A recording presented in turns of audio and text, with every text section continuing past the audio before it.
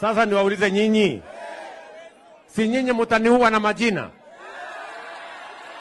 Sasa mimi nataka niwaulize, mulianza huko mukasema hasla, alafu mukasema survivor, sasa mukaenda ingine Zakayo, sasa nasikia mumefika Kasongo. Sasa hii majina mutaongeza mpaka itafika ngapi?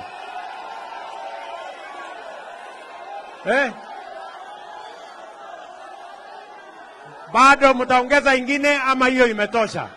And I must say this, that Raila Odinga is the foremost patriotic leader that has decided that the unity of Kenya, the progress of our nation, the transformation of Kenya is very important to all of us. And I want to tell other leaders, let us join forces. All Kenyans, let us be patriotic to our nation.